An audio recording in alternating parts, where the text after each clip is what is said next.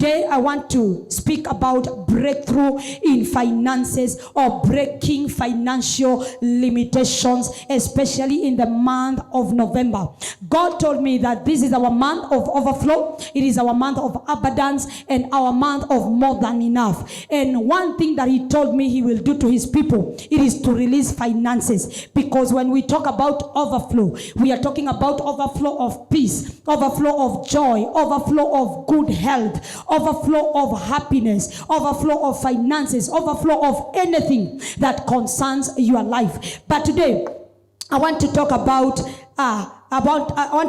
finances. It is a gospel that so many people fight about and so many people don't believe in it. But I don't care about the people that do not believe in it. But what I know, I hate poverty, and I was in poverty and I never glorified God in it. I was looking like poverty and I never glorified God in it. I was sinking and stinking poverty and God was not glorified in it. For the Bible says gold and silver belongs to me. And the Bible says that kettles, thousands of kettles on the mountains belongs to God. Our God is not a poor God. Tell your neighbor, our God is not a poor God.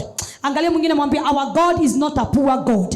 Our God is not a poor God. And I want you to know that Jesus was made poor for your sake. When you accept him, you become rich on his sake. He became poor because of us, for us to be rich. So riches or richness ama utajiri, either wa mali ama utajiri wa pesa, unatokana kwa Mungu. Hakuna mtu mwingine anaweza peana utajiri. Nobody else can enrich you. Nobody else can make you wealthy. It's only God. For the Bible says in Deuteronomy 8:18 that you shall remember the Lord your God, for it is he who gives you power to make wealth. He gives you ideas to make wealth. He gives you businesses to make wealth. Any business represented here, either online or either physical, any job represented here, either online or physical, I came to speak to it. In this month of November, people will walk in abundance of financial breakthrough.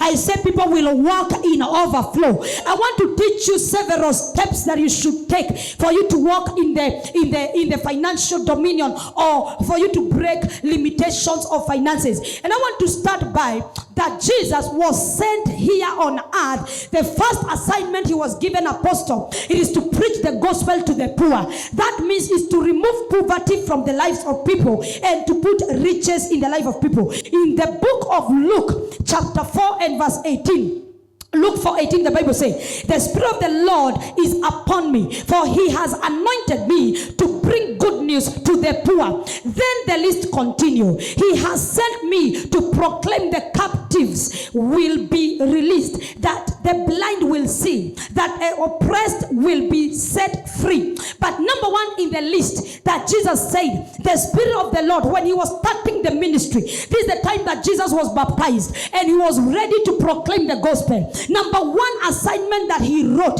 the Spirit of the Lord is upon me. He has anointed me to preach the good news to the poor, to preach the gospel to the poor. Number one in the list is not to open the blind eyes. Number one in the list, grace, is not to open the deaf. Number one in the list is not to raise the crippled. Number one in the list is not to resurrect the dead people. Number one was to preach the gospel to the poor. There is no poor person that can listen to you when you are talking, when they are not fed, when they are not clothed, when they don't have a shelter. That is why you saw Jesus everywhere he was going, especially the day that he met people and he was talking to them and they were hungry. He created food for them because he understood when you satisfy a human being, when a human being is satisfied, when a human being is living a comfortable life, it is so easy for them to hear the gospel. It is so easy for them to receive the word of God. It is so easy for them to listen to what you are saying. And that is why Jesus started by eliminating poverty, removing poverty, cursing poverty, so that the people will receive the word that he has come with. People will receive healing that he came with. People will receive deliverance that he will come with. If he came and started deliverance, if he came and started opening the eyes, I am telling you, no miracle miracles will be written in the Bible. But he eradicated poverty. He removed poverty by teaching the word of God and by teaching the doctrines in the word for you to remove poverty in your life. And by that, we see after that so many testimonies in the Bible, so many miracles in the Bible. So tell your neighbor, the first assignment Jesus was given, it is to deliver the poor. Mwangalie mwambie, because poverty is not related with God. Mwangalie mwambie, poverty is not related with God. I am preaching to a person that believes in a rich God. I am not preaching to anyone that wants us to negotiate and dialogue about riches. I believe riches is from God, and if you don't believe it, it is your own.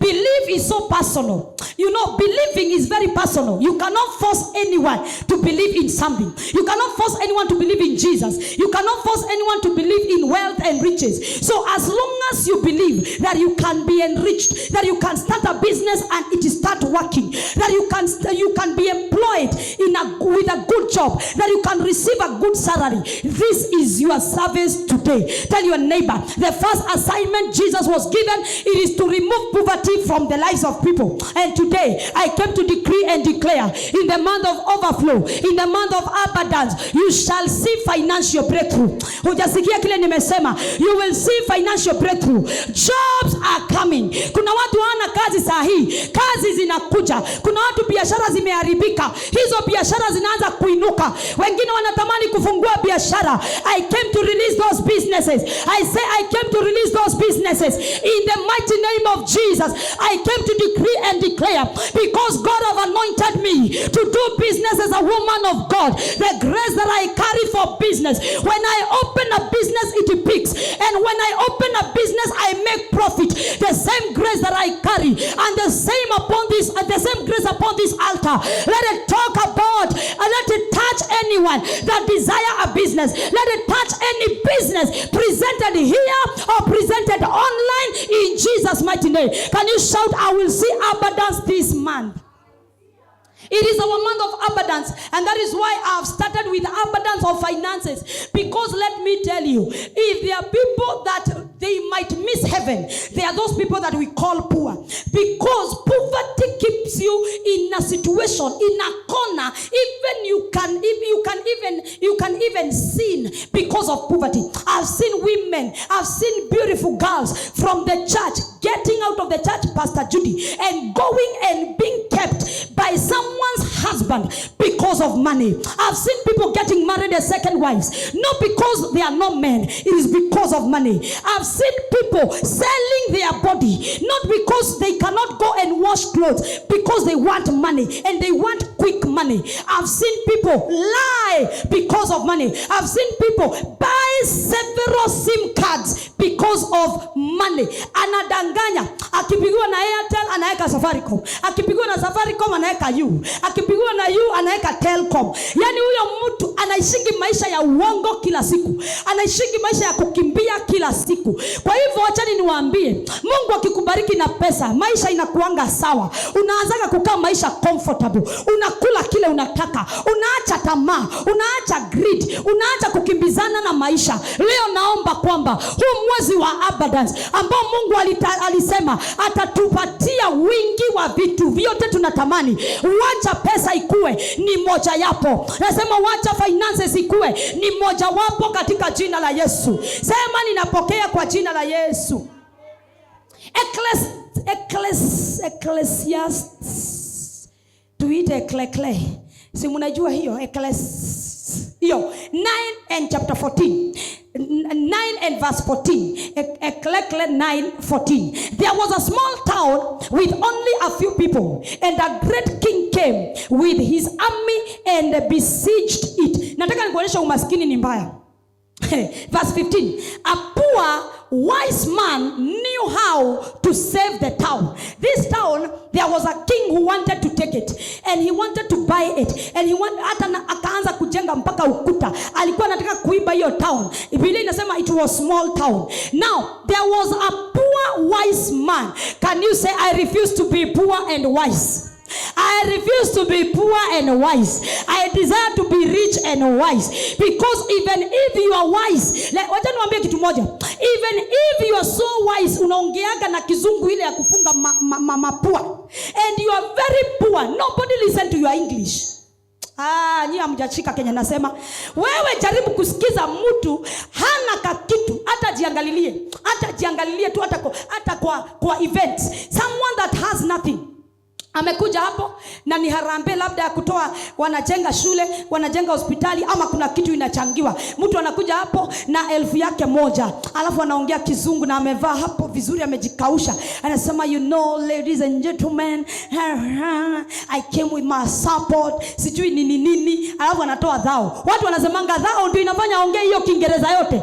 Lakini wacha mtu mwingine akuje hapo na anaongea Kiswahili ya Nyeri, Kiswahili ile ya Nyeri, ya Murang'a, ile ya Kushirabu, alafu aseme na nimekuja na check hapa, nimeletea hao watu check kwa sababu niliitwa na nimeitika, nimekuja na check hapa ya 500,000.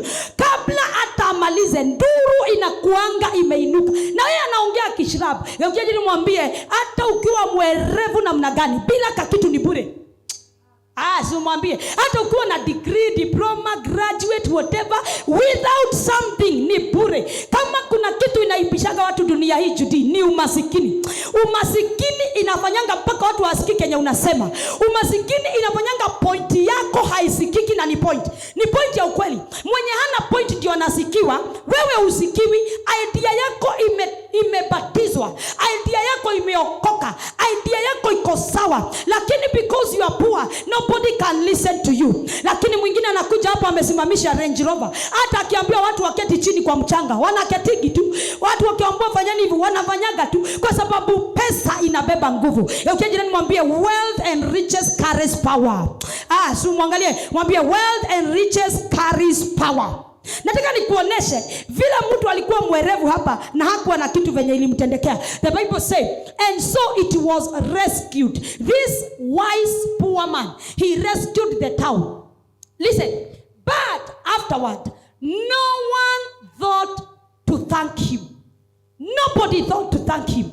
Because, tell your neighbor, because he was poor. Tell your neighbor, he was very wise. One person managing to stop a king from stealing from the society, that is a person to be feared. That is a person to be respected. That is a person to be honored. But nobody thought of thanking him. Nobody thought of saying, thank you for rescue. Thank you for doing this to us. Thank you, you made our land not to be taken. Nobody remembered him. Let me tell you, people will always remember you with the way you are dressing, with the way your hair was, with the phone that you carried, with the car that you came driving. Utasikia mkienda mahali watakumbuka magari zilikuja. Walikuja kwa miguu, hakuna mtu atakukumbuka.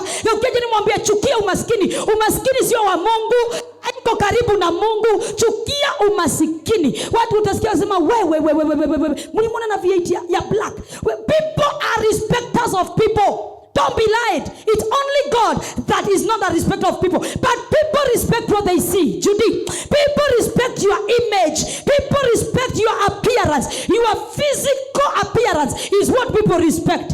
Lakini leo hii nimekuja kukutangazia mwezi wa 11. If I be a prophet of God and I heard from heaven that there shall be abundance, let there be abundance in your pocket. I say let there be abundance in your pocket. Let there be abundance in your hands. Let there be abundance in your account. In the mighty name of Jesus. I've seen Jesus blessing people. I've seen God blessing people. People that were jobless and they find jobs. People that their businesses were dead and they were resurrected. That is the Jesus I came with. Jesus of resurrection. May he resurrect every business that is going down. May he rescue every business that is going down. As a prophet of God, I stand on this altar and I decree on your behalf, let your business start rising now. Let it grow. Let it grow. Let it grow. To anyone who desire promotion, I came to promote you, not only in the position but also in salary. Nimekuja kusongesha mshahara wako juu. Nimekuja kutangaza yeyote ambaye hana kazi, Novemba ni mwanzo wako. Novemba ni mwezi wako. Novemba utashika kazi yako. Ngoja nimwambie jirani, mimi napokea, sijui kama unapokea. Mimi napokea, sijui kama unapokea. John That John 1:2. We know this verse very well. That John 1 and verse 2. Beloved, I wish above all things that thou may prosper in a health, even as thy soul prosper, and in everything. Tell your neighbor for me, neighbor, the will of God is for you to prosper in wealth, for you to prosper in health, for you to prosper in everything, in peace, for you to prosper in joy, for you to prosper spiritually. Tell your neighbor for me, neighbor, you will prosper. Mwangalie mwambie, this is a month of abundance. Mwangalie mwambie, this is the month of abundance. And I want you to know this, to anyone that is watching or here, anything that crosses your mind, it is what crosses your life. If you see your life abundance, that is what will happen. Anything that crosses your mind, that is what will cross in your life. If you see poverty, that is what you are going to walk in. If you see lack, that is what you are going to walk in. If you see debt, utaingia kwa madeni. If you see abundance, that is what is going to happen. Because whatever you see, the picture in your head is what comes in reality. Usiwaitanganywa na mtu.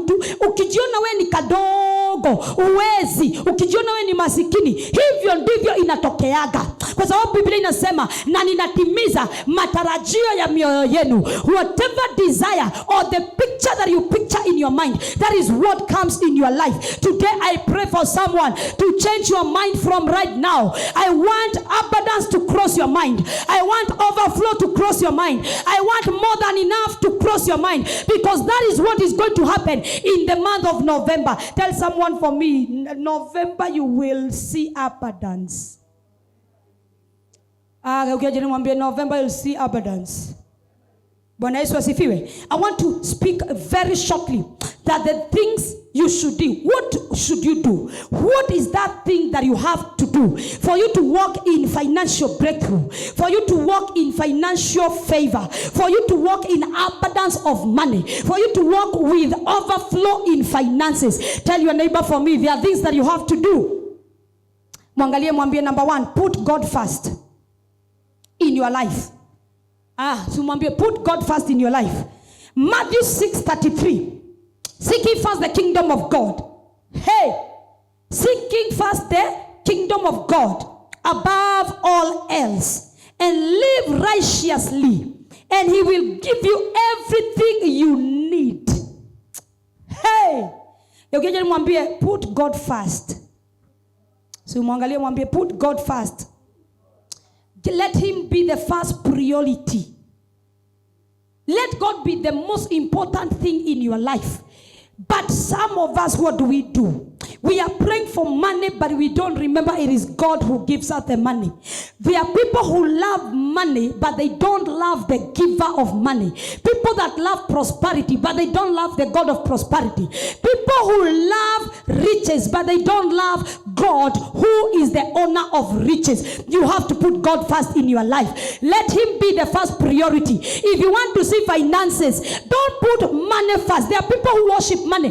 There are people who worship money. They got even ulcers because money has not come. They got even high blood pressure because business is going down. They got high blood pressure because the money they wanted is not enough. Tell your neighbor, that is worshiping money. Put God first. Seek ye first the kingdom of God above all else, and live righteously. Number 1, put God first. Even in your finances, put him first. Whether you have money, put him first. Whether you don't have, let him be number 1. Let him be the first priority in your life. The first priority in your life. The first thing in your life. Let God be the most important thing in your life. If you want to walk in prosperity, tell your neighbor, if you want to walk with abundance, God should be number 1 in your life. But there are people that worship idol. There are people that worship their money. There are people that worship their car. There are people that worship their houses. There are people that worship their phones. There are people that worship their girlfriends. There are people that worship their husbands. There are people that worship their children. If you don't put God first, finances will not answer. I'm telling you for free. I'm telling you for free. I heard a man, na nawambiaga hii story. His God was a Mercedes Benz. It was black in color. Today this man, he was talking about my car. You are in another conversation, but all he could talk is about my car. All he could talk is about my car. This car was being washed 3 times. Hata mimi siogagi mara 3 kwa siku, naogaga asubuhi na jioni. Gari ilikuwa inaoshwa mara 3 kama dawa, asubuhi, mchana na jioni, na inabrashiwa na mafuta ingine hapo hivyo. Ina shine. Ukiangalia hivi unajiona hapo kama kioo. Alikuwa anaabudu hiyo gari. Siku moja nikamwambia, hii gari yako unaabudingi hivi, umeifanya kamungu kako. Siku moja itakufa. Itakongwa na kirori. Kuna vitu zingine Mungu anaondoka kwa sababu unashindana na yeye. And the Bible says that he is a jealous God. He never share his glory with anyone. There are people that worship wealth, worship the prosperity, worship their properties more than they worship God. There are people that worship their husbands more than they worship God. There are people that worship their girlfriends, their husbands, their wives, their boyfriends more than they worship God. The Bible says, seek ye first the kingdom of God. Let God be number 1 in your life. Let God be number 1 in your business. Let God be number 1 in your house. Let him be number 1. Before those children came, God was still there. Before your husband came, God was still there. Before that boyfriend and girlfriend came, God was still there. Put God first and you shall see. You shall see him. And live righteously. Tell your neighbor, for me, sin and money, they are like oil and water. They never mix. If you want to see money, if you want to see financial breakthrough, you have to live righteously. You have to live well. You have to live according to the word of God. Wacha uongo mwingi na kuforge na kufake. Wacha vituko na sarakasi. Kaa vizuri ukuwa mtakatifu. Ngojea Mungu afanye jambo. Anasema, and live righteously. There are people that sleep with men for them to receive money. Let me tell you, you will be used and used and used, and the money they are giving you, it will never ever do something valuable for you. You will eat, it is over. You buy a cloth, it is over. You buy a shoe, it is over. You pay rent, it is over. It can never enrich you. Tell your neighbor, it can never enrich you. There are people that love people because of money. That is worshiping people. That is worshiping money. That is, there is an idol that you carry.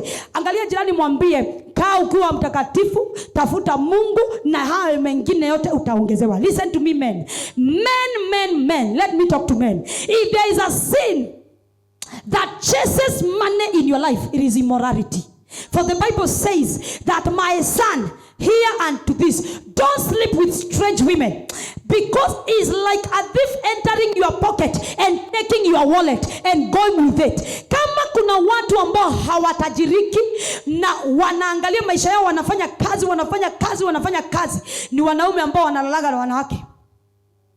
Kitu moja ambao inakunyaganyaga wanaume pesa ni kulala na wanawake wenye sio bibi yako. Hiyo ni dhambi ambayo inafukuzaga pesa kwa wanaume. Hiyo ni dhambi ambayo inatoboaga mifuko na wallet za wanaume. Hiyo ni sin ambayo itakufanya hutawahi tajirika. And also to women, don't just go doing things. Don't just go sitting down backbiting people. Kuna watu wanakuanga na midomo ya kuongea motion kutoka asubuhi mpaka usiku. Alafu jioni anasema, baba na asante, naombea biashara yangu. My father, my God, prophetess said this is our month of abundance. Release it. Haikuji. Live righteously.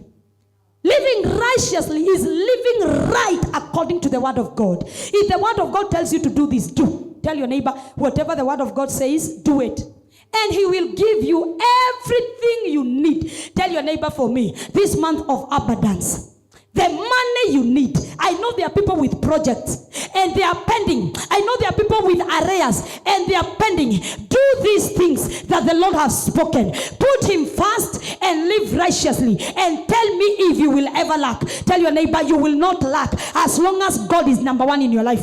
You will not lack. He knows your needs. He knows that you need to build. He knows that you need to buy that thing. He knows that you need to open that business. He knows everything that you are planning. He knows it. Because he's your father. He created you. And for him to perform a miracle, you must live according to his word. And you must put him number 1.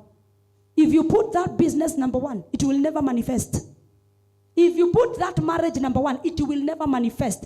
Another lady called me and she told me, Prophetess Monica, I have fasted, I have prayed, I have done everything, I have given sacrifices, but I'm not getting married. I am turning 38 in a few weeks. What should I do? I told her, my sister, now stop praying for a husband. Can you start seeking God more? Can you make God your friend? Can you make God number one? Because you prayed for this husband so much, it has become like an idol. It has become like something you are worshiping. Why don't you change the prayer now? Start worshiping God and you shall see what the Lord will do. And she told me, for real, I didn't know this. Nobody has ever told me this. I will not pray again for the husband. I told her, God knows you are 37, turning 38. You want a man. You want to get married. You want to have babies. He knows, for God's sake. Now can you change your prayer? And can you concentrate with uplifting God? Concentrate with seeking God, loving him more. And you shall see everything that you need, he will give. He will provide. Hii verse tunasomeangwa kila wakati, lakini tumekataa kuifanya. Ukiaje nimwambie, let Matthew 6:33 be your portion in your life. When you seek God, he knows that you need a business. He knows that you need to pay school fees. He knows that you need to start that job. He knows that you need to do ABCD. Why don't you put him first? Why don't you make him first priority in your life? Why don't you live right? Why don't you live according to the word of God and see if he can fail you? This November, I pray for everyone that God will be a priority in your life. I say that God will be a priority in your life, that you shall pray more, you shall seek him more, you shall love him more. Hata akikubariki na pesa, huoni kama ni kitu, unajua imetoka kwake. Kwa hivyo hata kutoa fungu la 10 sio shida, hata kutoa sadaka sio shida. Kwa sababu gani? Unaona ni Mungu ameniongezea hii ni Mungu amenipatia. Tell your neighbor, for me, put God first in your life. Again, another thing that you should do, know God's will for your finances. God will bless you with abundance. But do you know the will of God? By blessing you, what is the will of God in your life with the money he will give you? Because there are people that they are praying and praying and praying. But if you ask them, what do you think to do with the money that you will have? Watakupangia hivyo, wakwambia ABCD. Wakwambia nataka kufanya, lakini hakuna mahali watasema mapenzi ya Mungu yafanyike. Nataka Mungu aniongoze. Kuna siku uliomba pesa na ukamwambia Mungu akuongoze, ama unaombaga tu peke yake, unaomba na unamaliza. Tell your neighbor, know God's will for your finances. Job 36:11.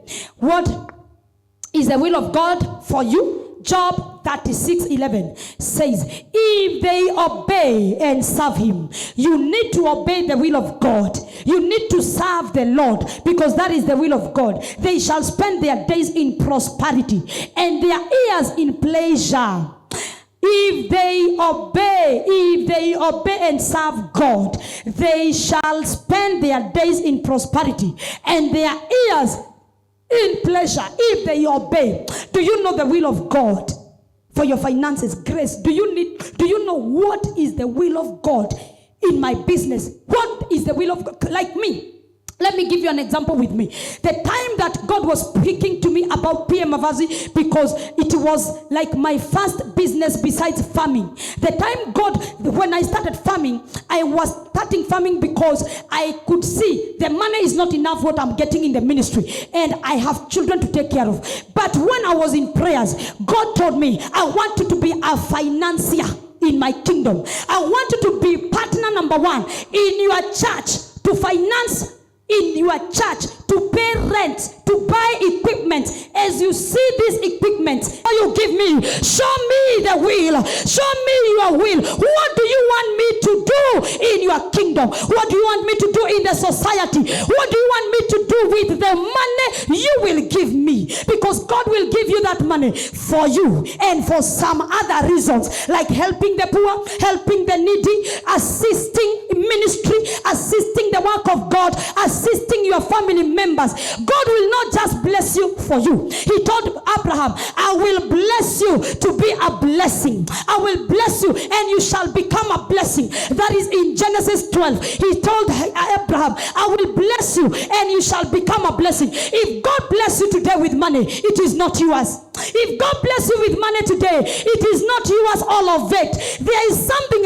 else that he wants you to do. But are you doing the will of God with your finances?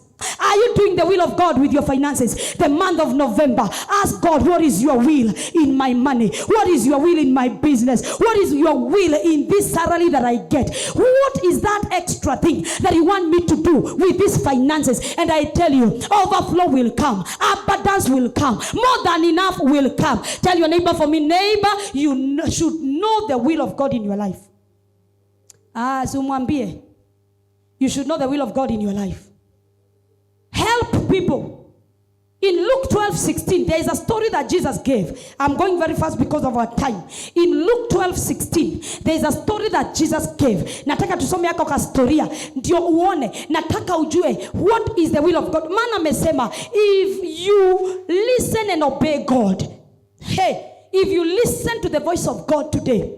If you listen to the voice of God today and know the will of God in your money, the will of God in your finances. Most of us, we are poor today, not because we were meant to be poor, not because we were born to be poor, not because we have sinned, not because we have made sin. No, it is because we don't understand the will of God in our finances. We don't understand the will of God in our money. And I told God, let your will be done in my finances. And that is why even sometimes the people that are close to me, they can tell you, sometimes I can give and remain without. I give out and remain without. I literally give everything. I pay school fees of people that I am not related in blood, that I don't know. Some of them I don't know them. I give food to the people. I pay rent to the people. I helped my own family.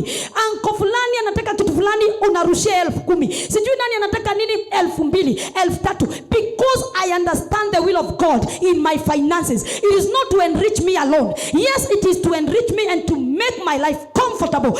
But number 2, it is to help the people that are surrounding me and to help the needy. And that is why you see PM Hand of Love doing what it does. That is not the money from the church. It is the money from my own pocket, from my own sweat, plus your money that you send for one unga, for mafuta or that, and we buy them a gift of food. That is why, because I understood the will of God, he told me it is to enrich the kingdom of God. It is to help the people that are going to come to you crying, that are coming to you with problems. If you know the will of God in your finances, I tell you, you will never lack. I tell you, even when the economy is so bad, you will not lack. I have come to know and to realize that we hinder the will of God to happen in our lives by being stingy and by holding so much that you want to see your account reading 100,000 and someone is sleeping hungry. You want to see 100,000 in your account when your brother is living like a beggar, when your sister is hosted somewhere because they cannot afford 6,000 for rent, but you want to see your account is fat. Ni menona. Afadhali ikae hapo na usiguze. Do you know the will of God in your finances? Can we see Luke 12? Then he told them a story. A rich man had a fertile farm that produced fine crops. Verse 17. He said to himself, what should I do? I don't have room for all my crops. Huu ni tajiri. Geukia mwambie huu ni tajiri. Verse 18. Then he said, I know I'll tear down my barns and build bigger ones. Then I will have room enough to store all my wheat and other goods. Verse 19. Hii ndio sasa mambo yote. Ukija mwambie, this man alipoona prosperity, akajenga, tunaitanga makombe in Kikuyu, akajenga store za kuweka vitu, akaweka kule, akasema sasa nimeweka kila kitu, nimelima jasho yangu yote. Akaanza kujigonga kifua, akaanza kujisikia. Ukija mwambie, utabarikiwa lakini usijisikie. Utabarikiwa na gari nzuri lakini usijisikie. Utabarikiwa na nyumba nzuri lakini usijisikie. Mwanaume mmoja alikuwa amebarikiwa sana. Ni story ya ukweli nawaambia sasa. Nikamwambia, Mungu si amekusaidia. I remember we were with another man of God. Nikamwambia, my goodness, Si wewe umebarikiwa because he owned businesses, he owned buildings, he owns money, he owns matatus and buses on the road. He was a rich guy, and we went there because we were looking for help, kwa sababu huyu alikuwa na harambe ya kujenga kanisa. Nilikuwa nimempeleka, nikamwambia amen, see God have remembered you, si umebarikiwa. I think it was 2015 or 2016. Hey, Mungu amekuonekania. Guys, si Mungu amekuonekania. Akaniambia hey, it is not God. It is my own strength. It is my sweat. I wake up at 4 every day to go and look for money. There is no God who have helped me. It is me who have dwelled in Nairobi. It is me who has done a lot in this Nairobi. Nimejinyima sana. Nimejinyima usingizi. Nimejinyima nini ndio nipate kutengeneza mali. Nimetengeneza hii mali yote. Hakuna umsiseme hapo mnaekeleaga watu ati ni Mungu. Sio Mungu, ni mimi nimejitahidi. Geukiaje nimwambie 1 week later akagongwa na diabetes, akagongwa na high blood pressure, akagongwa na figo moja ikafail, akagongwa na vituko na sarakasi. Within 14 days he was no more. Tulikuwa tunamzika kwa sababu alisema sio Mungu. Geukia jini mwambie Mungu akikubariki wacha maringo na kiburi, ni Mungu atakubariki. Hii mwezi kuna watu watashika milioni. Nasema hii mwezi kuna watu watashika milioni. Wacha kusema ni ujanja wako. Wacha niwaambie hiyo mahesabu niliigonga vizuri. Hiyo deal nakwambia mimi nilifikiria, nikachora, ikatokea. Nilichora. Geukia nimwambia sio ulichora, ni Mungu alikuchorea. Sio uwezo wako, ni Mungu. Sio nguvu zako, ni Mungu. Do you know the will of God in your finances? If God bless you today, who do you say amekubariki? Unasemanga ni kuamka mapema kwako? Unasemanga ni akili yako? Unasemanga ni ujanja? Kuna wengine wanasemanga ni ujanja yangu. Mimi ni yule msee. Biblia inasema nini? And I'll sit back and say to myself, my friend, you have enough stored away for years to come. Anajiita my friend. Mpaka anajiita my friend. Sweetheart, you have enough to store for so many days. Now, sit down and eat. Now take it easy. Eat, drink, and be merry. Kazi yako ni kuketi na kukula na kukunywa na kudansiwa hapo na tumurembo, tukikutumbuiza. Kazi yako tu ni hiyo. Geukia nimwambie huyu ni mtu mjinga. Amechukua ameweka kwa store. Nobody was rich because of keeping. You can never be rich because of keeping. Because of holding, you can never be rich. For the Bible says in Proverbs 11:24 and 25 that there is one who gives freely, yet he increases more. And there is one who withholds, yet it leads to poverty. Withholding leads to poverty. Ukiaje nimwambie saidia watu, fanya kazi ya Mungu na pesa yako. Stop withholding. Stop putting money in the account. Atuonange we half a million. Hey, Yesu, niko na half a million kwa account. Stop it. That is foolishness of high level. Use that money to make other money, and use that money to help other people, and use that money to enrich the kingdom of God. Stop being like this foolish man. He said, I will sit, drink, eat and marry. Now there is nothing to disturb me because niko na pesa kwa account, because nimeweka. Na kuombea siku ya leo, Mungu atakupatia abundance na atakupatia overflow. Lakini akikupatia, usifungie kwa account na useme sasa nimetajirika. Fanyisha kazi hiyo pesa, fanyisha biashara hiyo pesa, saidia watu na hiyo pesa, saidia kazi ya Mungu na hiyo pesa, na utamuona Mungu. Ask your neighbor for me, do you know the will of God in your finances? Alafu inasema nini verse 20? But God said to him, you fool. Hey, anyone who withholds is a fool. Anyone who keeps is a fool. You need to be blessed with abundance, not for you to keep it. My daughter, not for you to keep it in your account. Uonange kamilioni kanasoma. No. It's for you to use it to make other money, and use it to help other people, and use it to help the kingdom of God. If God blesses you today, do you know the will of God? Or will you withhold and say, nimefanya kazi kwa bidii, nimefanya kazi sana, nimechoka, wacha nijirudishie shukrani, wacha niweke hii pesa sasa. Sisemi ni vibaya kuweka, sisemi ni vibaya kusave. Even me, I save. I'm not talking about that. I'm talking about wale watu, they are too stingy. They keep their money, they don't help others. Hata watu wakikufa, afadhali atoe kwa mazishi. Afadhali atoe kwa mazishi. Kuna watu wamekufa na wengine ni ma celebrities. Aliomba pesa akiwa kwa hospitali. Akiwa kwa kitanda akaambia watu nichangieni nitoke hospitali.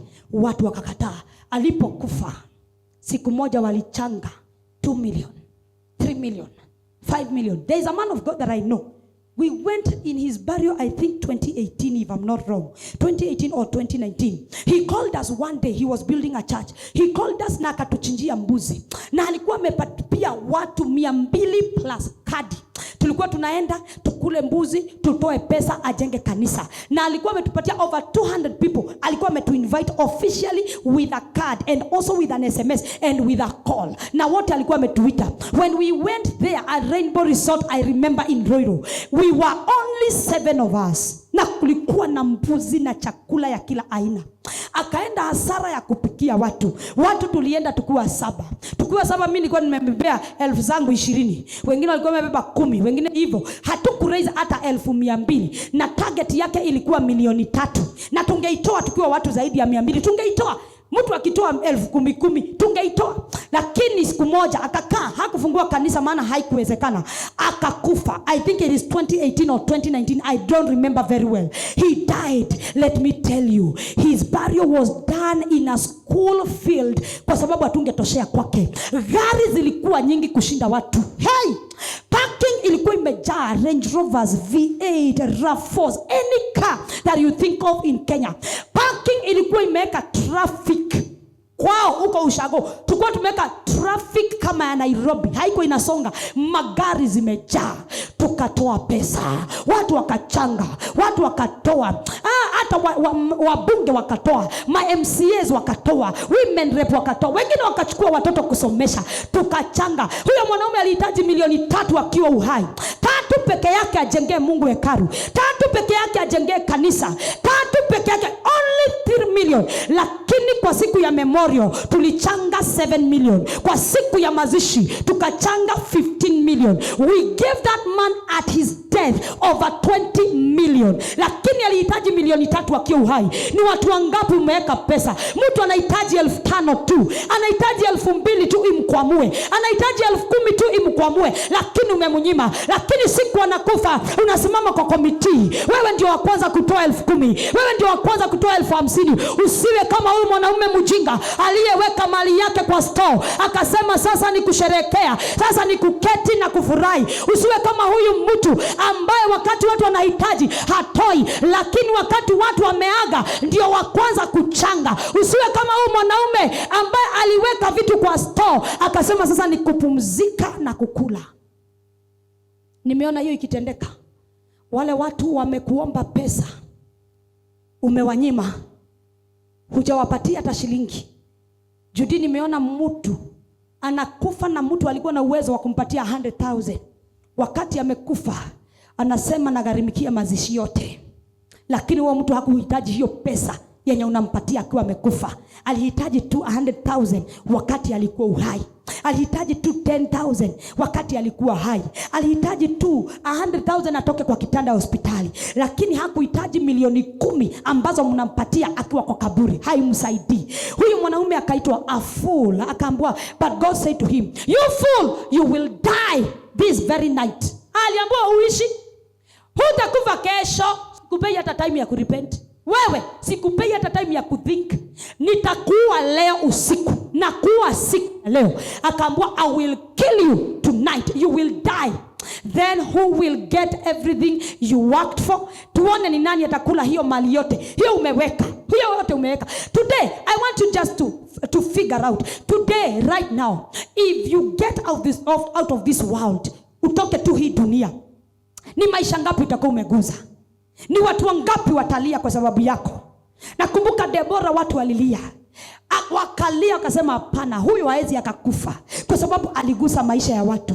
Ni watu wangapi watakumon mwezi mzima? Ni watu wangapi watakumon mwaka? Ni watu wangapi watakumon miaka 2 wakikumbuka vile ulisomesha watoto wao, wakikumbuka vile ulilipa rent zao, wakikumbuka vile uliwaconnect wakapata kazi, wakikumbuka vile uliwafungulia kabiashara, wakikumbuka vile wafanyia mambo mingi. Mungu akamuita huyu mjinga akamwambia, kwa sababu wewe umeona sasa uketi, ukule na ukunywe, na ni mimi nimekubariki, na unajigonga kifua ukisema sasa nimefanya kazi ya kutosha, wacha niketi nikule na nikunywe na kuua leo. Leo unakufa, tuone ni nani atabaki akikula mali yako. Leo ukikufa, ni pesa ngapi zinapatikana kwa account na watu wenu walikuwa nakufa na shida? Ni pesa ngapi zitapatikana kwa hiyo account na watoto wa sistako waliacha shule juu ya school fees? Ni pesa ngapi zinapatikana kwa hiyo account na nieces na nephew wako wanaungua na mashida? Wasichana ambao mmezaliwa tumbo moja, vijana ndugu zako, wazazi wako, babako na mamako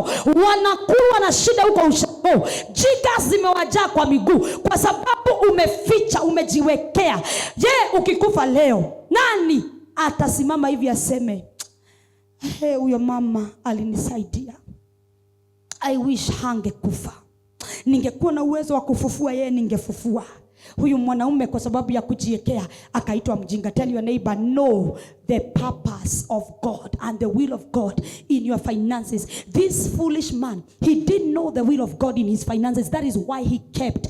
He didn't know the purpose of these riches. He didn't know the purpose of the wealth that God gave him. He didn't know the will of God with his wealth. That is why he died.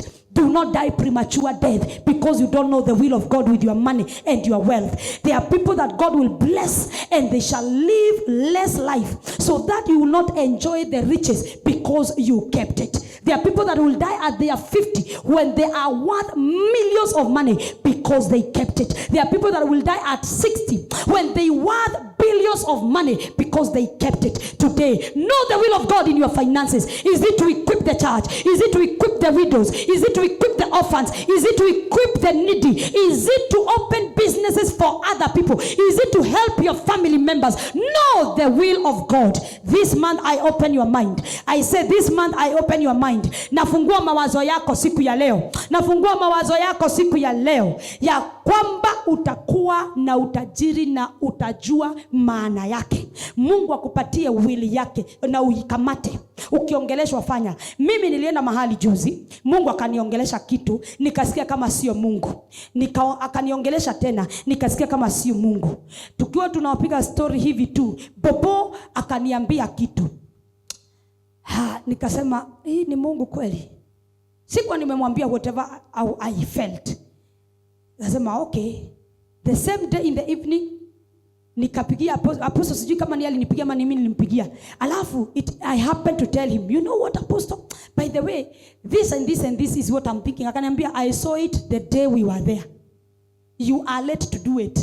Nikasema God cannot speak to 3 people. Na ikuwe hiyo ni pepo. Huyo ni Mungu. Huyo ni nani? Ni Mungu. You have to know the voice of God. If God tells you, go and pay the rent of the church, do it. If God tells you, go and give out your TV, do it. If God, kuna siku niliambiwa, go and give everything in that house of yours to a pastor in Mathare huku Huruma. Sasa Mungu amenitoa Huruma, Mathare nimeanza kuomoka. Sasa ni pale nikaa kama huu mjinga nasema sasa ni kuketi kujirudishia shukurani. Shida zote nimekula na Jimmy. Wacha sasa tukule maisha. You know, ile unataka tu yani ukae maisha mazuri, uone ka TV, ukae kwa viti kizuri, ukae kwa kapeti nzuri, ulalie kitanda mzuri, maana hujafanya hiyo maisha, hujaiona tena. Wakati tu nimerelax, nimesema kama huu mjinga wacha ni relax, nikule na nikunywe. Mungu akaniambia everything, ni nguo zako tu na za mtoto utaacha. Kila kitu mpaka vitanda. Nikasema shaitani ashindwe. Catch fire. You voice of the enemy, I destroy you. How many times have you destroyed the voice of God? How many? Nisema hiyo ni shetani. Hiyo mambo na yote naitoa mpaka unajifanyia deliverance. Catch fire. Catch fire. Catch fire. Hiyo maneno yote na reverse back to sender. How many times have you condemned God? How many times have you umetoa mapepo? Na si mapepo, ni Mungu. Nilipoongeleshwa na Mungu nikakataa, nikapigana na Mungu, nikapigana na Mungu kwa muda like 2 weeks, nikikataa, lakini Mungu akaniambia, if you don't do it, I will not take you to the next level. There is a shift that I want you to go to. If you don't do it, I will not shift you. nikakausha. Sema kukausha. Na watu wengi mnaniangalia hapa, na watu wengi mnanisikiza hapa. Kuna kitu Mungu ashaikuambia ufanye ukakataa. Kuna wengine Mungu aliwaambia achilia shamba hiyo, patia kanisa, ukakataa. Achilia hiyo pesa, enda ununue hiyo keyboard, wasifanye harambee, ukakataa. Ukaambiwa fanya ABCD, ukakataa. Wachani niwaambie, wakati umekataa kusikia Mungu, you will never get to the next level, and you start getting demoted every day. You start wondering, what did I do wrong? Tell your neighbor, it's because you never listened to the will of God. When I gave out, sema when I gave out, mimi nikasikia stress na depression. Ushaisikia depression? Unaingia kwa nyumba hivi hakuna kiti, ni nyumba ni kama mmehama. Hey, nikapiga simu South Africa. Nikaambia bishop of a friend of mine. Nikamwambia this year, when am I coming to South Africa? He was like, I was to call you, Prophetess Monica. You are in the spirit. I was to call you and to ask you, are you available this week? It was 2 weeks from that time. Are you available? Nikamwambia, let me check my diary. Unajua wakati mwingine utaki tena kuonekana kama uko available sana. Mtu asione kama uko na mashida. Unajua sasa uko na mashida na unashida utafanya nini? Na by then I was just doing purely missionary work. So nikamwambia, let me check the calendar, I will call you back. After 1 hour nikampigia nikamwambia, that date is good. Akaniambia, there are friends of mine who loved you last year when you came, and they would wish to prepare a meeting for you. Are you available at least for a month or 2? Nikamwambia, yes I am. Yes I am. He paid the ticket. And he told me, please come prepared, because there are men and women of God here who loves you, and they would wish you to step in their churches. And I went to South Africa for a month and 1 week. When I came back, tell your neighbor, when she came back, hey, I didn't have $1 million. I had millions. Kuna S hapo mwisho. I didn't have $1 million. I had millions. I went to a shop and I pointed a seat. I went to carpet and I pointed hata si bargain. Unajua kuna ile unabariki yangu na Mungu mpaka unaona bargaining ni dhambi. Nikasema na hiyo carpet. Nikaenda kwa vitanda. Nikasema hiyo ni ya Jimmy. Nikaenda kwa ile nyingine, hiyo ni ya Prof. Na mattress na kila kitu. Nikaenda kwa fridge. Nikachukua fridge, microwave. Hey, sema brand new things. Sema within a month, brand new things. Na nikahama, nikaenda nyumba kubwa kwa sababu sasa pesa tuko poa, na nikalipa in advance miezi 6. Kiateka hakuna kushindana, tukipitana na wewe ukikuja kwangu ukikuja. Nikalipa miezi 6 na sikulipa na cash, niliandika check. Yani mpaka una pesa mpaka unamwambia, can I write a check for you? May God remember you in Jesus name. I say may God remember you in Jesus name. But you have to know the will of God for your finances. You have to know the will of God for your riches and wealth. Mimi nilipatiwa kiti. Hiyo kiti ilikuwa ya black and white, mpaka naikumbuka leo hii. Nilinunuanga 100,000, nikanunua vitanda sijui pesa ngapi. Yani nilipimp nyumba with almost $1 million Kenya shillings. Nikapeleka Jimmy Mr. Price. Sasa hiyo ndio ilikuwa imeland Kenya. Tukaenda Mr. Price, nikamwambia, Jimmy my son, choose anything you want in this shop. Viatu, t-shirts, nguo, jeans. Nikabadilisha wardrobe ya mtoto, nikabadilisha wardrobe yangu. There is a level God wanted me to go. There is a level that God wanted to shift me, but alikuwa anataka niondokee hii niko nayo. Ukija jirani yako mwambie, kile umeshikilia sana maybe ndio itazaa your next level. Kile umelinda sana, umeweka sana kwa store, hiyo umefungia, hiyo unasema wacha nikafungia kaunga kangumi kamoja. Hako kaunga umefungia hako, labda ndiko kamebeba gari yako, labda ndiko kamebeba biashara yako, labda ndio kamebeba kile kitu unahitaji. Na kuambia siku ya leo, wakati utajua the will of God in your finances, in your wealth, in your money, in your business, that is the time utatokea. Hiyo ndio siku utachipuka, hiyo ndio siku utapanuka, hiyo ndio siku utaongezeka, kwa sababu Mungu ataona umeelewa mapenzi yake kwa biashara yako. Na kwa sababu umeelewa, atazidi kuibariki, kwa sababu kuna watu wanakuhitaji, kwa sababu kuna watu wanatarajia wewe, kuna watu wanatarajia wakule kupitia wewe, kuna watu wanatarajia wasome kupitia wewe. Kwa hivyo Mungu atakupanua zaidi, kwa sababu kuna mahitaji zaidi ambayo inahitajika through you. Hii injili inaingia ama haingii? Ukija nimwambia overflow is coming in abundance. But do you know the will of God? What is the will of God? Anasema aje? Haya, ingine, I am almost finishing. Ingine, maintain the abundance mindset.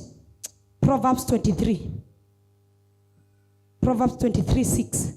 Ukija nimwambie stay like you have. Think like you have. Walk like you have. Shida ya watu wengi yenye imefanya tumejifungia financial breakthrough, it is because we stay like we don't have.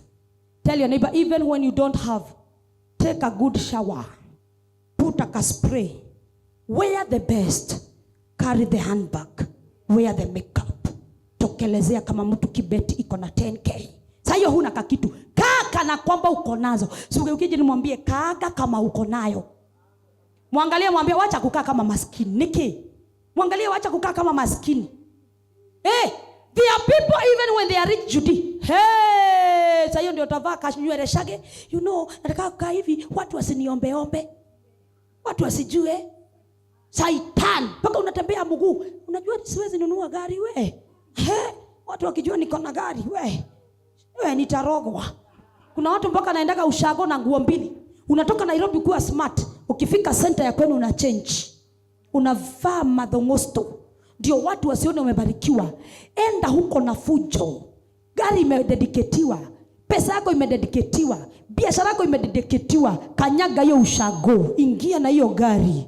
Enda ukipiga honi. Salimia kila mtu kwa barabara.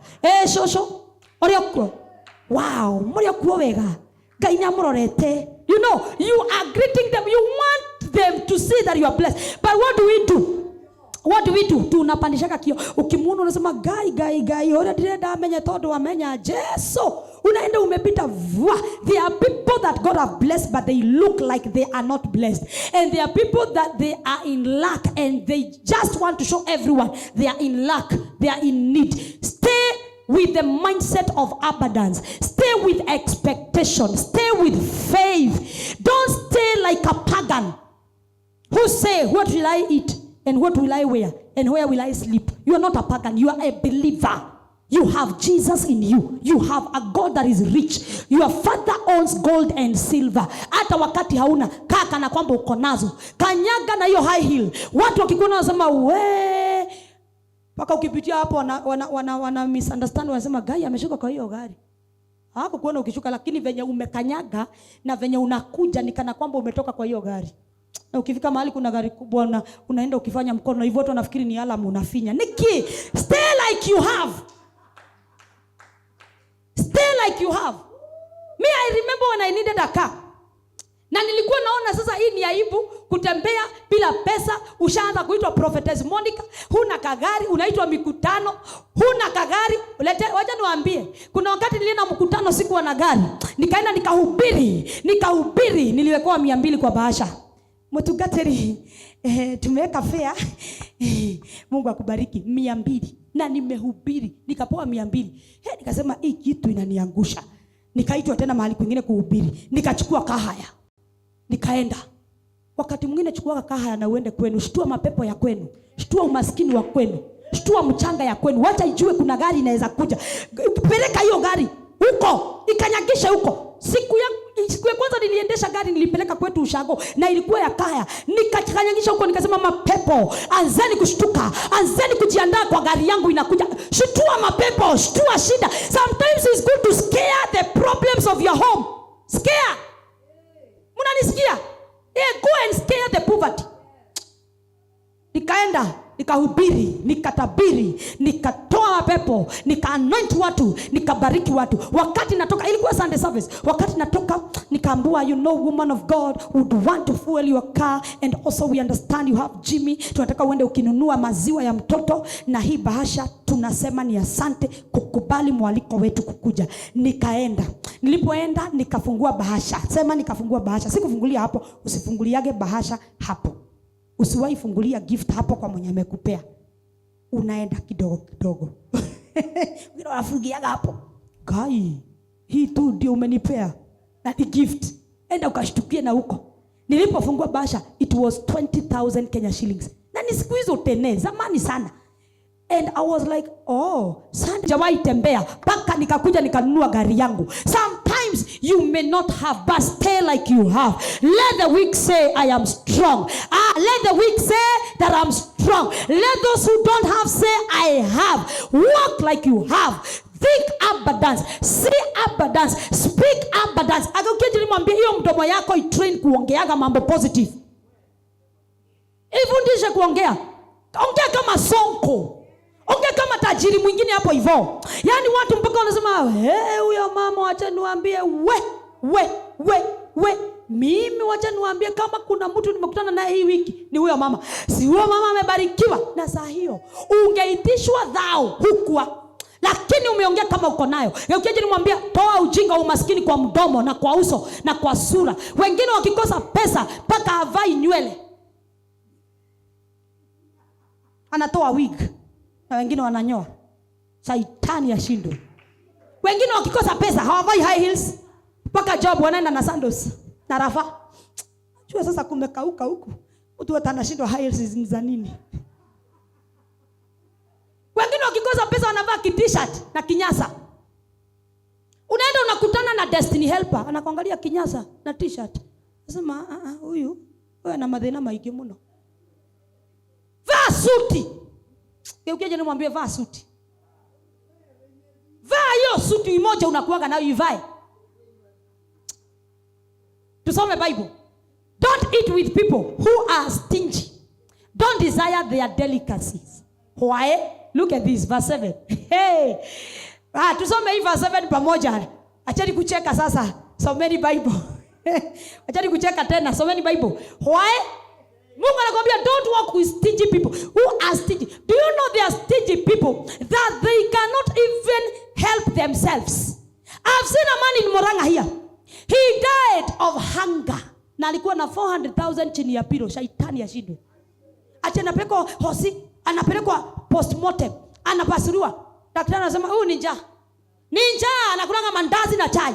Paka anajulikana kwa hoteli, mandazi na chai, mandazi na chai, mandazi na chai. Na wakwambia ameweka chini ya pilo 400,000. 400 anakafolea Kenya mwa mthenya. Paka ziishe. 400,000 akakufa. Daktari akasema ni njaa imemuua. Kuna watu hata akiwa na pesa anasemanga hiyo nguo inakuja na paka anasemanga kwa nimetoka biguni ikashuka.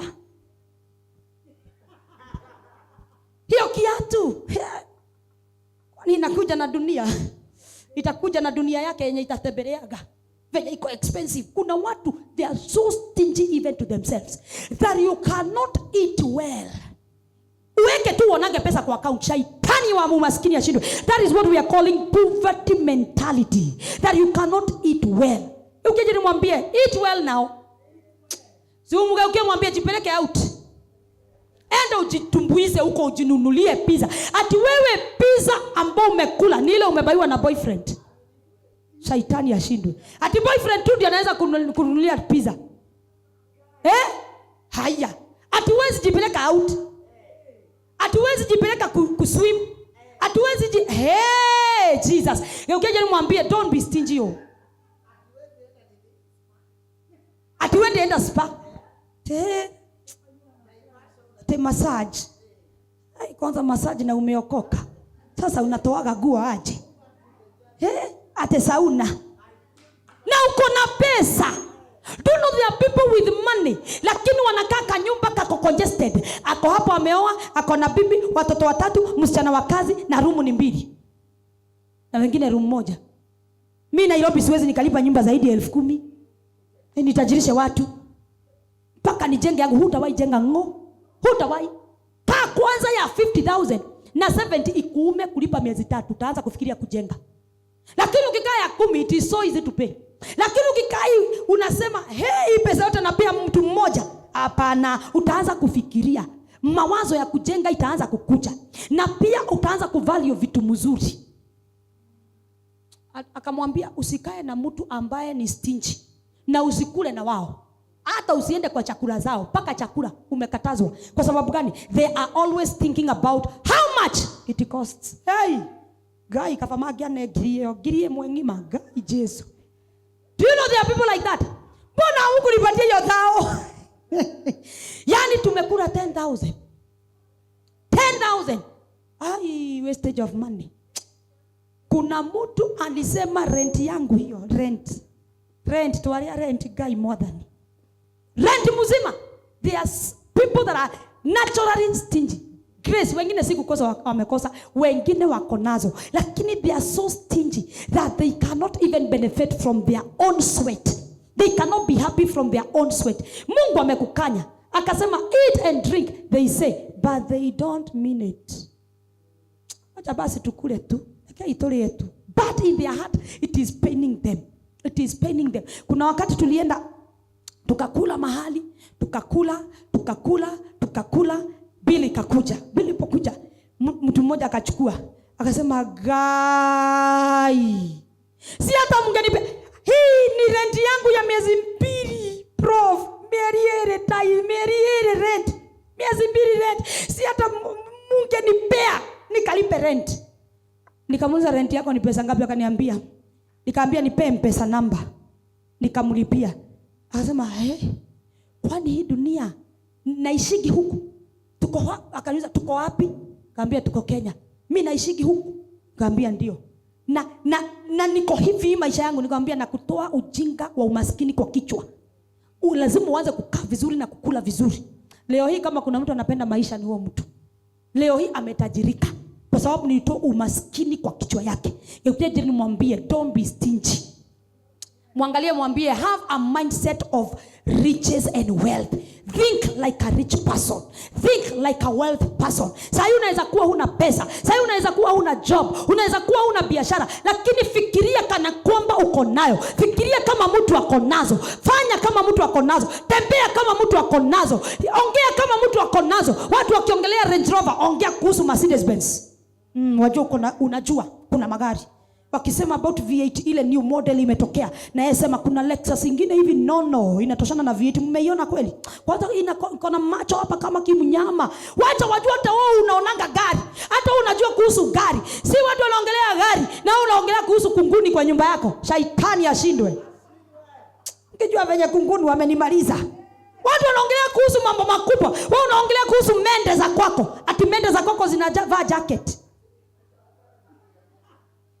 Watu wanaongelea kuhusu mashamba. Wewe uko hapo busy ukiongelea panya za kwako venye zilikula nguo yako ya Sunday best.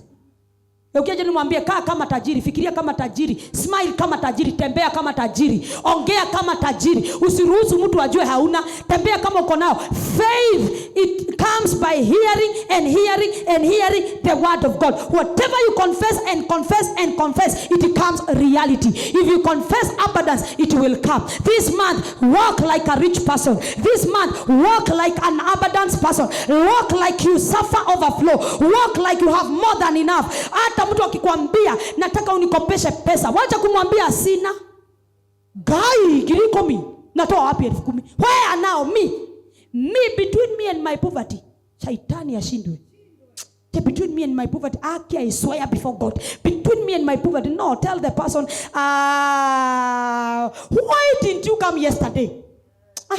Sasa na unakujaga late kila wakati. You would have come yesterday. Nilikuwa tu nimeitisha tu mzigo.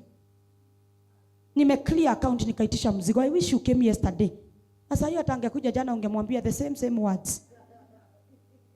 Mwangalie jana mwambie stay like you have. Mwangalie mwambie stay like you have. Ephesians 3:20. Now all glory to God, who is able through his mighty power of work within us to accomplish infinitely more than we might ask for or think. This is the Bible saying he will bless you exceedingly, abundantly, above what you can imagine or think. Stay like someone who has. We are talking about overflow. Stay like you have it. We are talking about abundance. Stay like you have it. We are talking about more than enough. Stay like you have it. Speak it out. Think it. You know, confess. Iongee, tembea kama uko nayo. Tembea mpaka watu wanashangaa aka kama mtu kalitokaga wapi? Aka kama mtu kanakaga kasongo.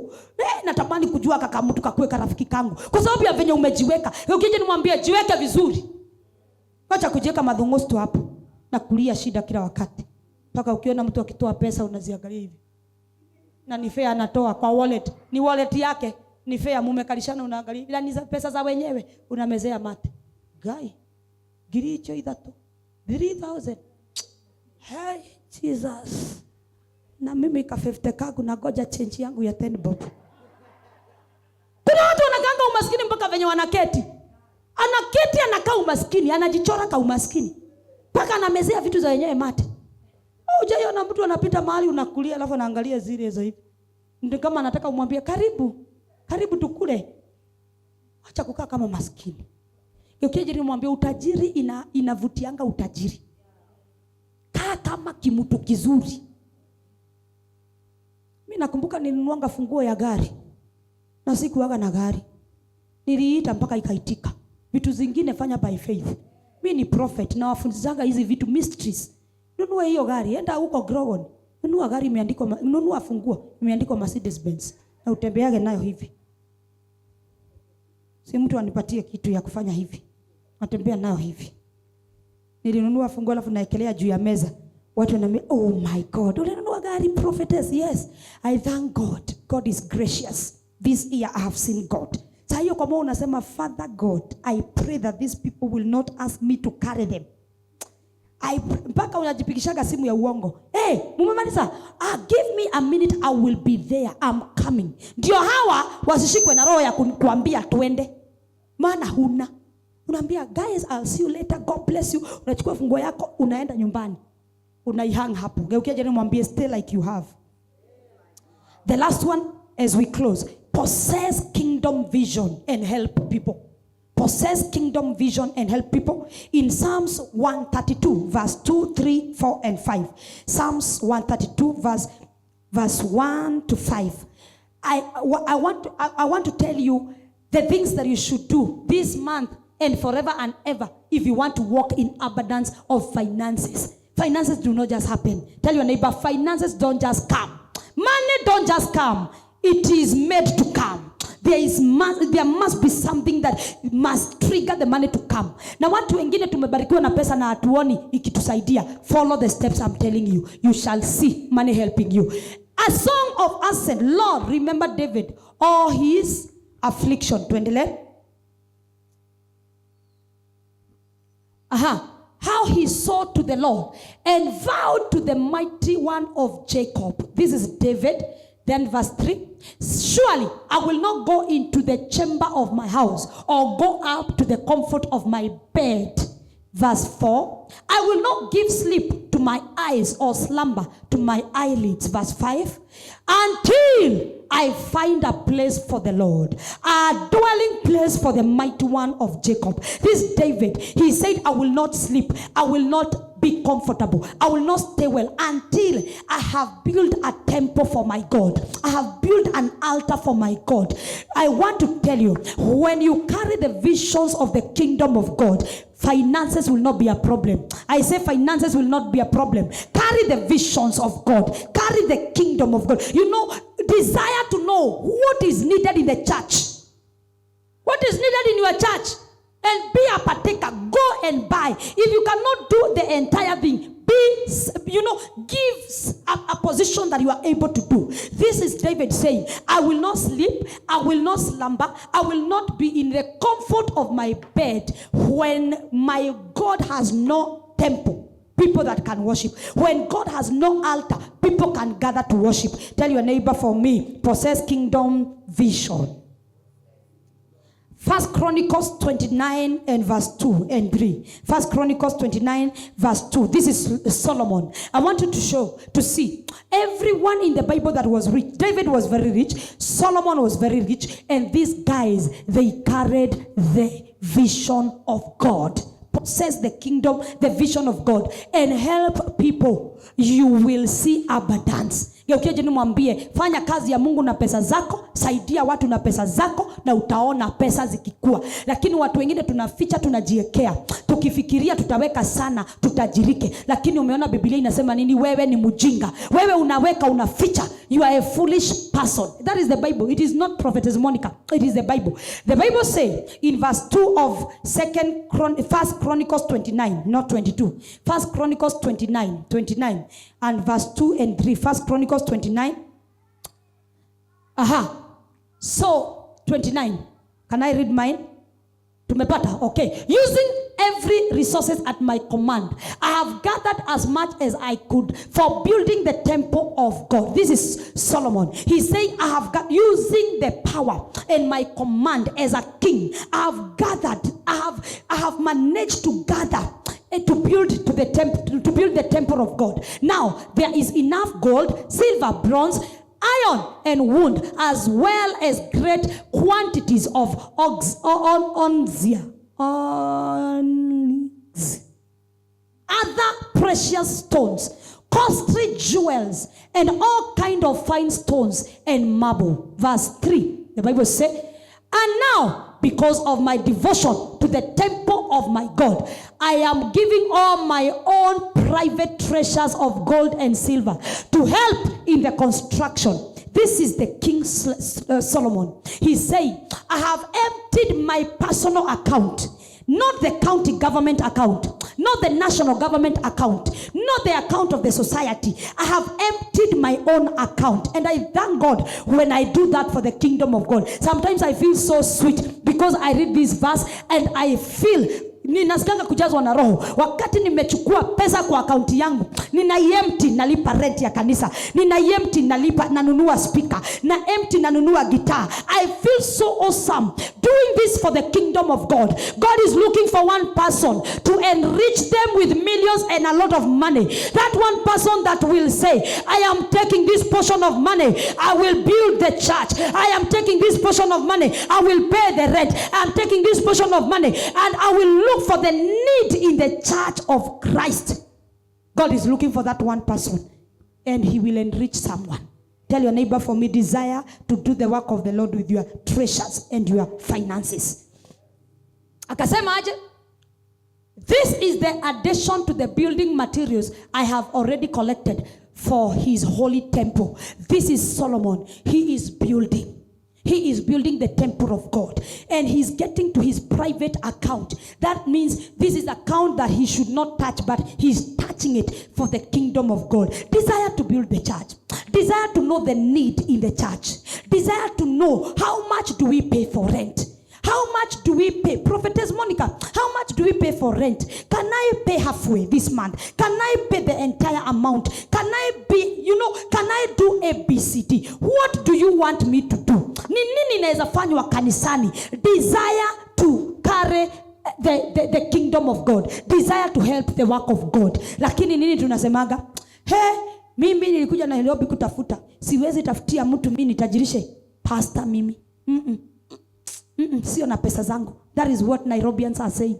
That is what Kenyans are saying. That is how people are talking. Tell your neighbor, for me, if you want to see abundance, if you want to see overflow, if you want to see more than enough, you have to invest in the kingdom of God. And you have to invest in the lives of the people. Give, it shall be given back to you. The same measure you measure with. Pressed down, shaken together, running over, shall be measured to you. Tell your neighbor, give, it shall be given unto you.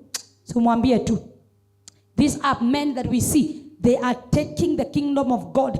They are possessing the visions in the kingdom of God. Na Mungu amewabariki. Kama kuna mtu alikuwa tajiri na pesa, ni mtu anaitwa Suleimani.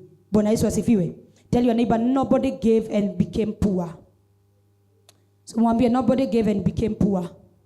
Nobody gave and became poor. You have to give. If you want to see abundance, you have to give. If you have to see overflow, you have to give. If you have to see more than enough, you have to give. Today, I gifted 2 people with gifts worth more than 300,000. Today. Beautiful gifts.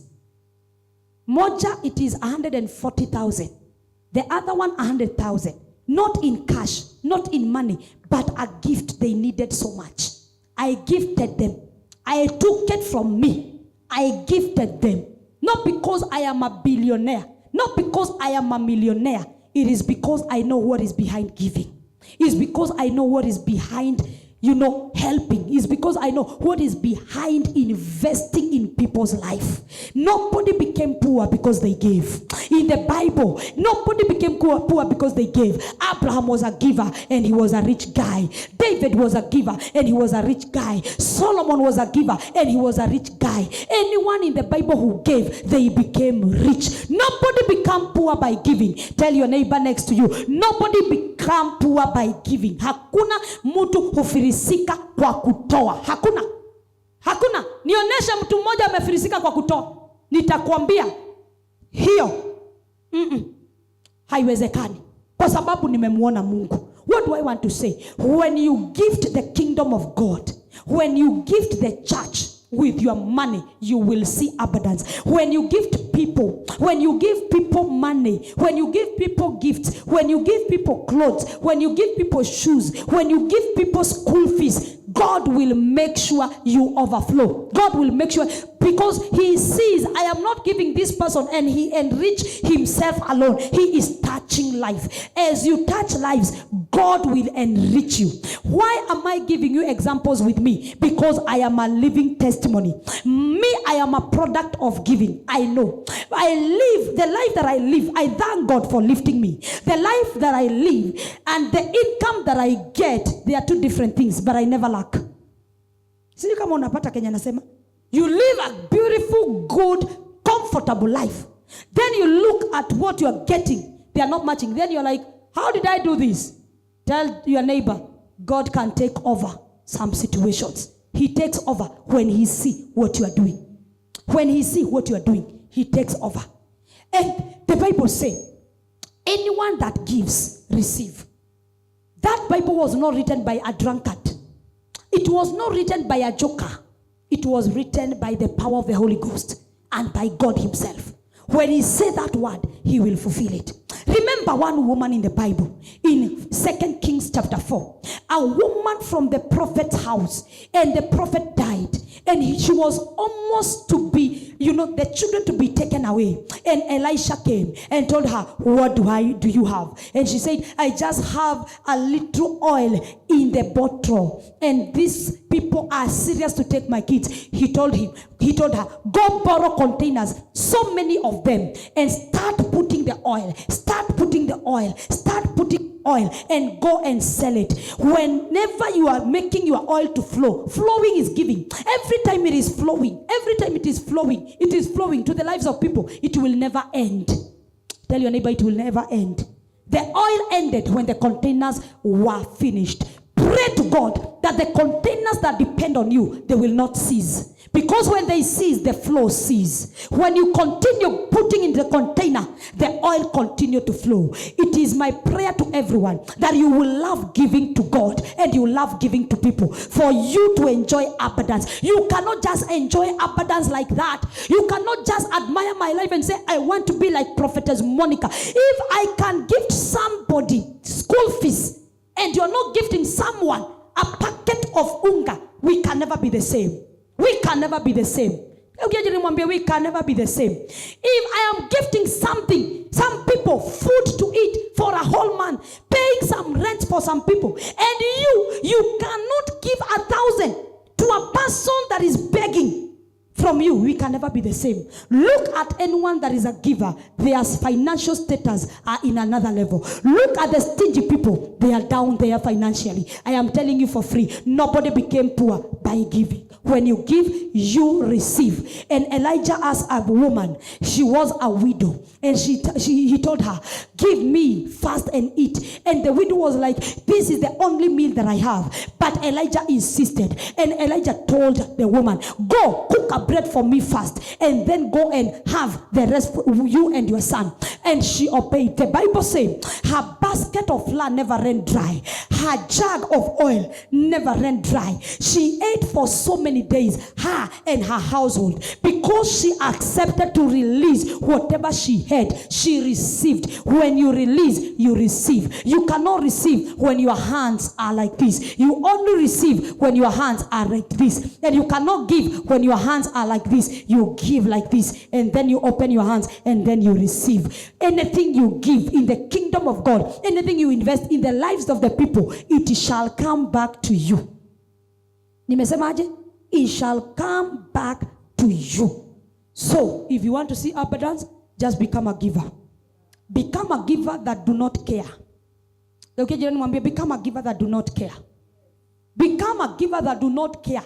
Because we care so much. Hey, what will happen to me? Hey, that is what we have become. And because of that, we are living in lack, poverty, and debts, and begging. You want to stop this life of begging and asking? You want to stop this life of, just like this every time, like this. It is you who beg, it is you who borrow. Start doing what I have told you. Rise on your feet, we pray. Rise on your feet, we pray. Remember, put God first. That is what we said.